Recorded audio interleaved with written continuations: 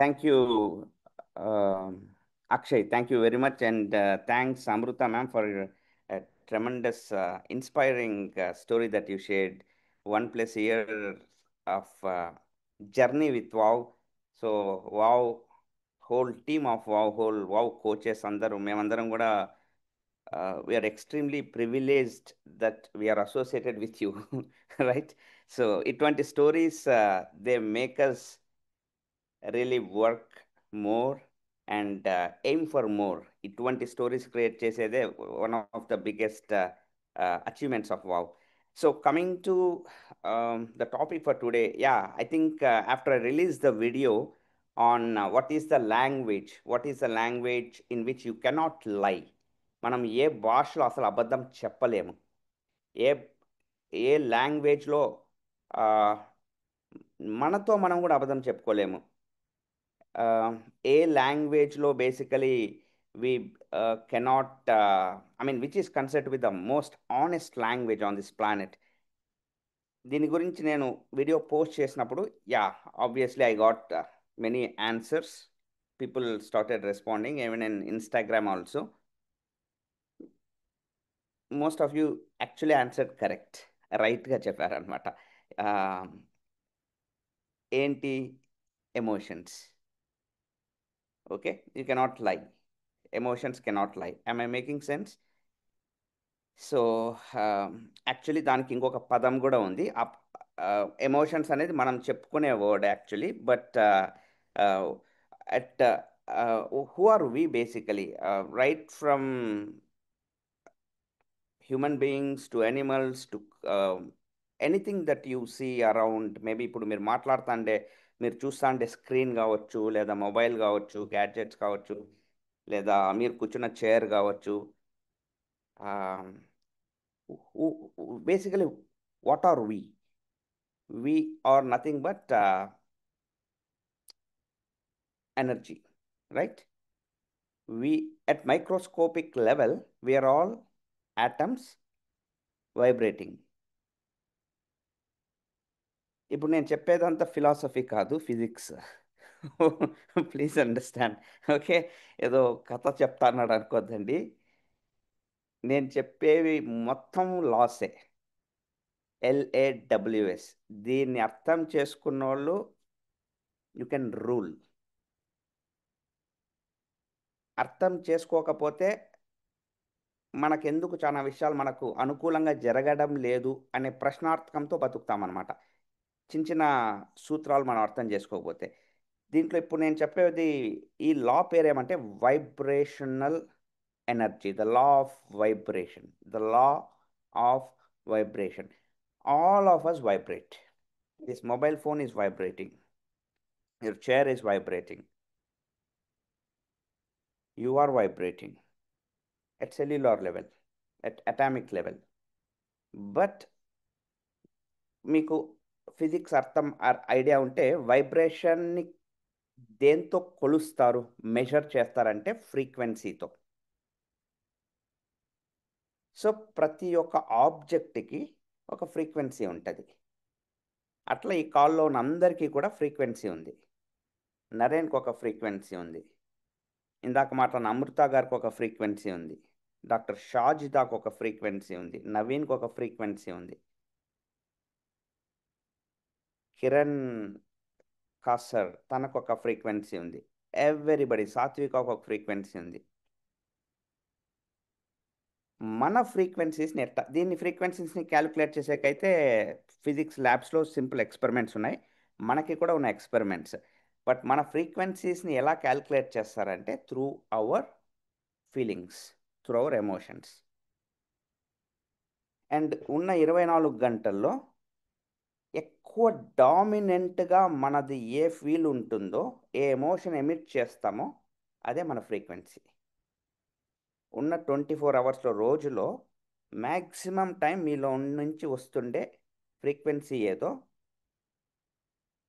Vibration ఏ emotion ఉందో, that is what you are going to manifest in your life. మీ లైఫ్లో అదే కనబడబోతుంది అనమాట. ఓకే, సింపుల్గా చెప్పాలంటే, ఇప్పుడు we're all like those radio transmitters. మీరు ఒకవేళ ఒక సాంగ్, ఒక ప్రోగ్రాము ఏదో నాకు తెలీదు చెప్తున్నా, జనరల్‌గా చెప్తున్నా. రెడ్ ఎఫ్ఎం అనే ఒక ఛానెల్‌లో వస్తాంది. మీరు 92.7 అనుకుందాం రెడ్ ఎఫ్ఎం. మీరు 90లో ఉన్నా కూడా అది వినబడదు మీకు. 91లో కూడా వినబడదు. 92లో కూడా 92.7 దగ్గరకు పోయేసరికి కొంచెం కొంచెం కొంచెం కొంచెంగా సౌండ్‌లు వస్తాయి. 92.7లో చాలా క్లియర్‌గా ఏమైతుందంటే మేనిఫెస్ట్ అయితాంది. అంటే మీరు దానికి కరెక్ట్‌గా సెట్ అయ్యారు. కనెక్ట్ అయ్యారనమాట. యాక్చువల్‌గా ఆ ఫ్రీక్వెన్సీకి మీరు మ్యాచ్ అయ్యారు. అక్కడ అక్కడ ఏమి సాంగు యూనివర్స్ అంటే ఆహ్, ఇస్తుందో అది మీకు మీ ముందర ప్రత్యక్షమైంది. సో, యాక్చువల్‌గా ఈరోజు లైఫ్‌లో మీరు చూస్తుండే పిక్చర్ అంటే ఇప్పుడు రిలీజ్ అయిన సినిమాలు కాదు. మీ లైఫ్‌లో మీకేం కనబడుతాందో మీ చుట్టూ మీకు లైఫ్‌లో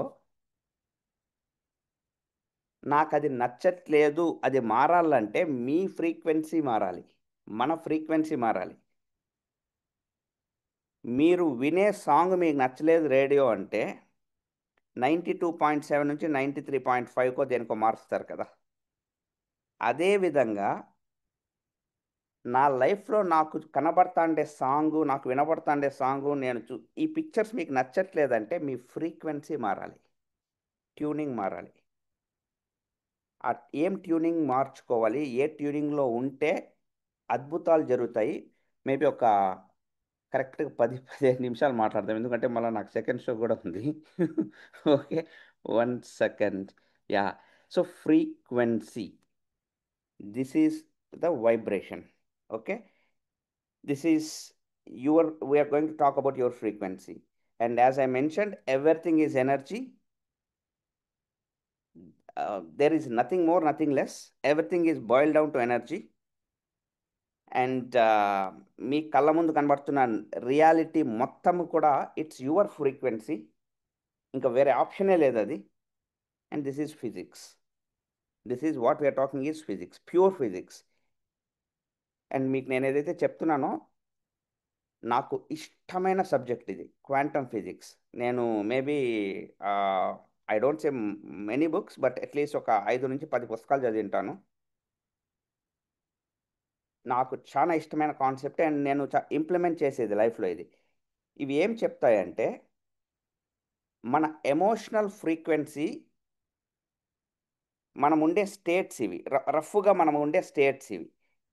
ఎయిదర్ ఒక మనిషి జాయ్ఫుల్గా ఉండొచ్చు, అంటే హ్యాపీనెస్ సంబంధించినవి, పీస్, లవ్ ఇవన్నీ. లేదా కొన్ని నెగెటివ్ ఫ్రీక్వెన్సీస్, నెగెటివ్ అని కూడా చెప్పకూడదు. ఎందుకంటే నెగెటివ్ పాజిటివ్ అనేది మనుషులకి, మనకు. బట్ ఫ్రీక్వెన్సీస్లో హై లో అని ఉంటుంది అనమాట. లో ఫ్రీక్వెన్సీస్లో ఏమొస్తాయంటే భయము, డౌట్లు, షేమ్, గిల్ట్, అపోహ, ఇటువంటివి. అంటే బ్లేమ్, అంటే కంప్లైంట్స్ చేస్తా అంటాం చూడండి, బ్లేమింగ్ అంటారు.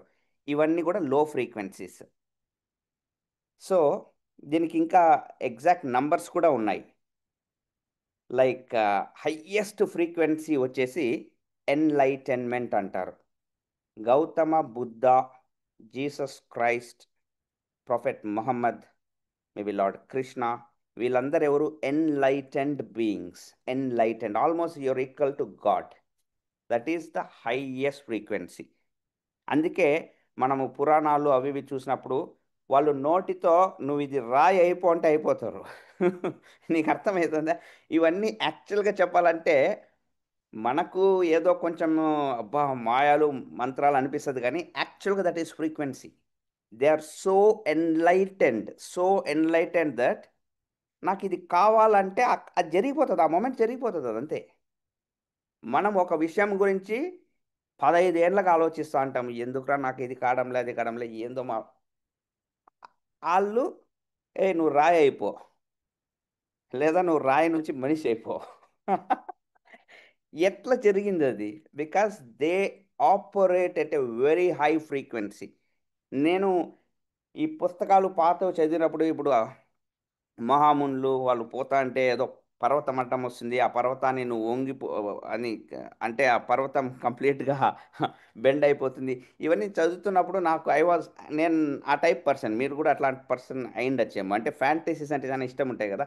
తర్వాత వాటన్నిటికి నాకు ఆన్సర్స్ దొరుకుతూ వచ్చినాయి ఈ పుస్తకాలు చదువుతున్నప్పుడు. Okay. Next frequency, peace, joy, love, వీటన్నిటికి చాలా డీప్ మీనింగ్స్ ఉన్నాయి. లవ్ అంటే ఐ లవ్ యూ లవ్ కాదు ఇది. ఓకే. లవ్వా సార్, ఇది మాకు రెగ్యులర్‌గా జరుగుతాను. నో, ఈ లవ్ వేరు నేను చెప్పేది. Okay.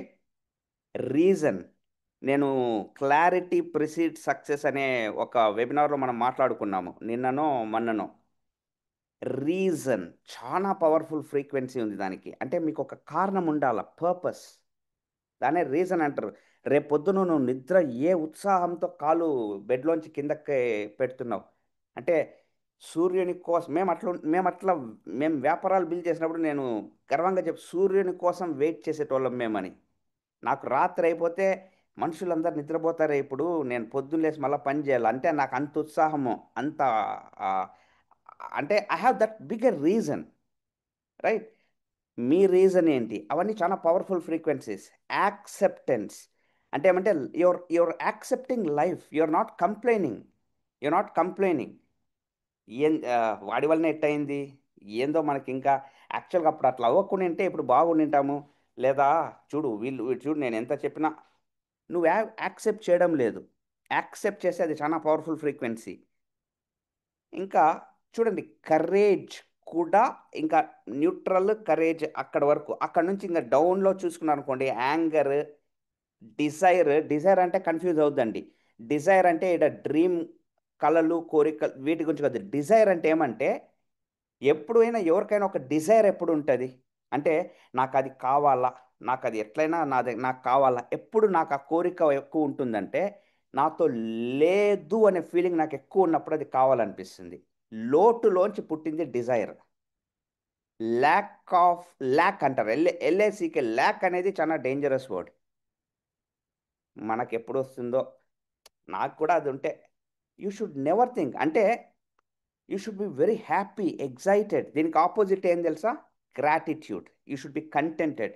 You should be absolutely happy that whatever is happening in your ఇప్పుడు మీరు ఈ మాటలు వింటున్నందుకు కూడా you should be happy.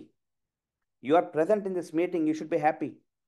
Because చాలా మంది ఇంకొక 20 ఏండ్ల తర్వాత కూడా సమస్యల గురించే మాట్లాడుకుంటా, కంప్లెయింట్లు చేసుకుంటా అంటారు. అట్లీస్ట్ మీరు వింటున్నారు. కాన్సెప్ట్స్ నేర్చుకుంటున్నాం మనం. రైట్? అండ్ గ్రీఫ్, అపాథీ, చాలామంది ఈ doubts.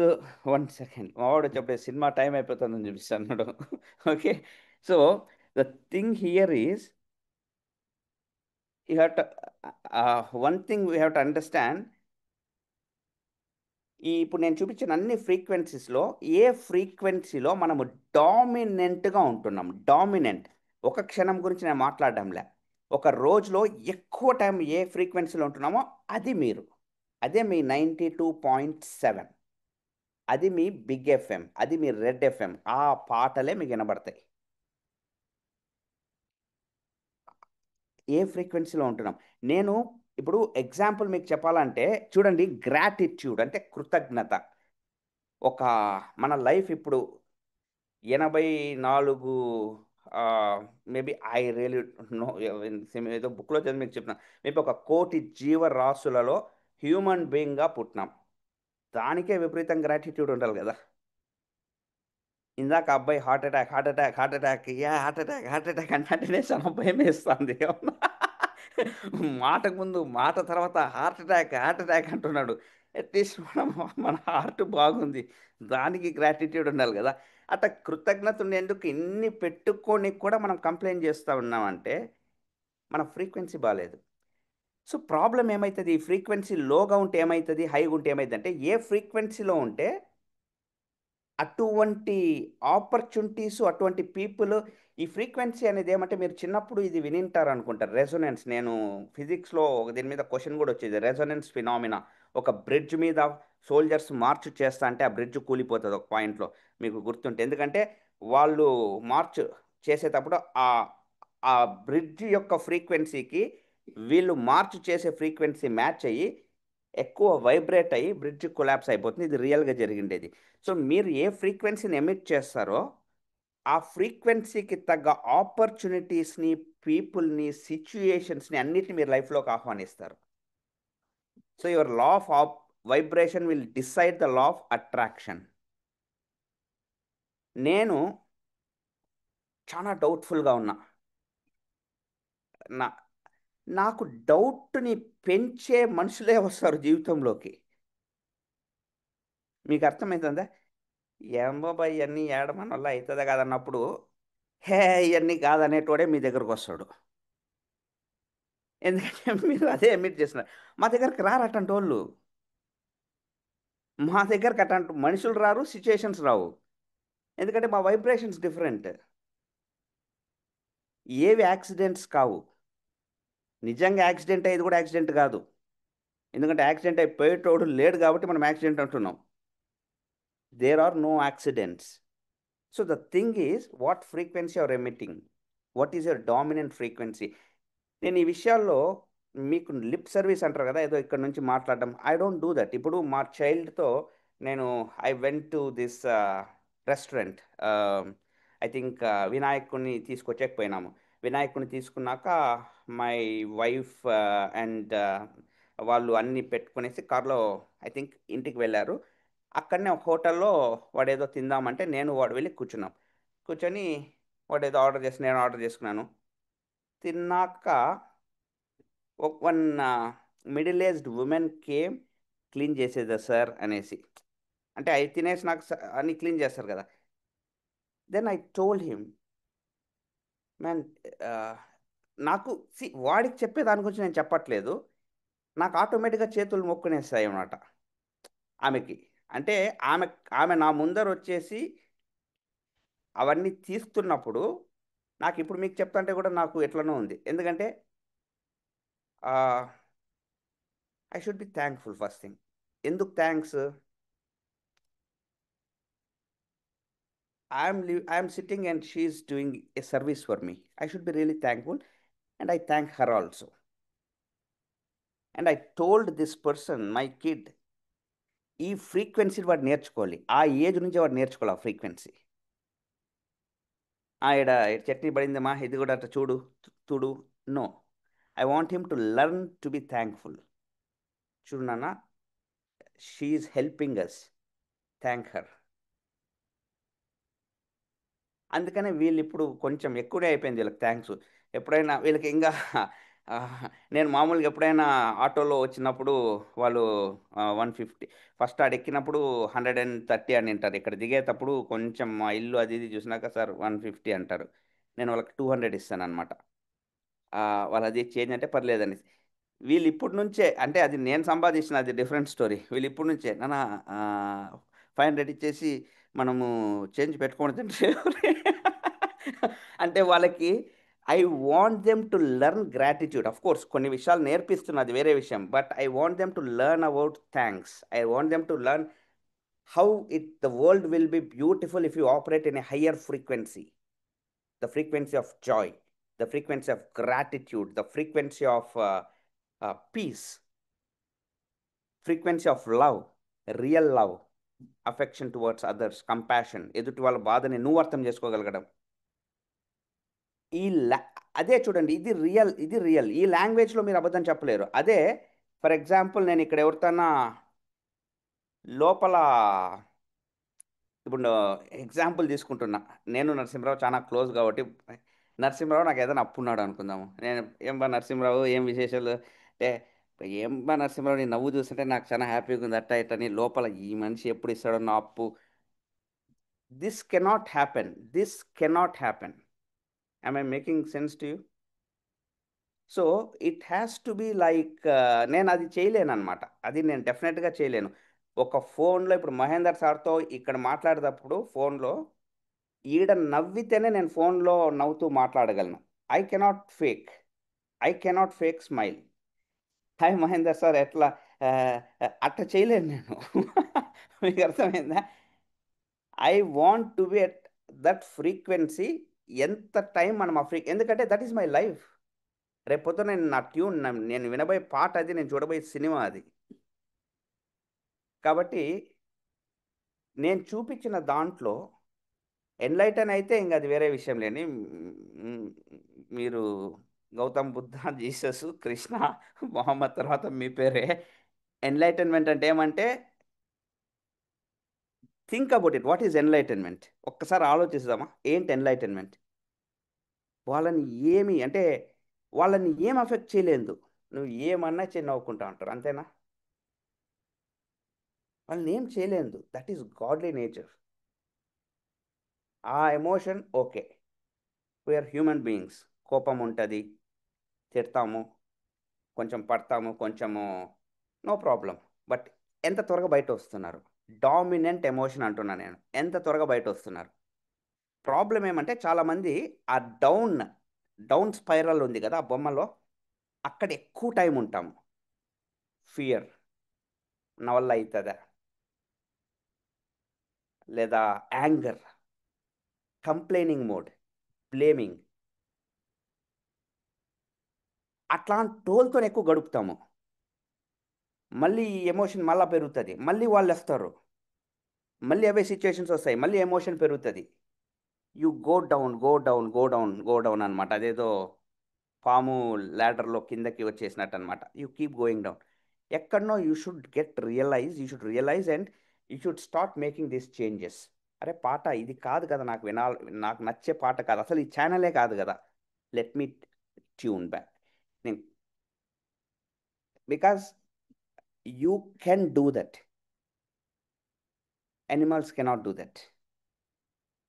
Am I making sense? As a human, you have the choice to do that. Animal cannot do that because it has no consciousness.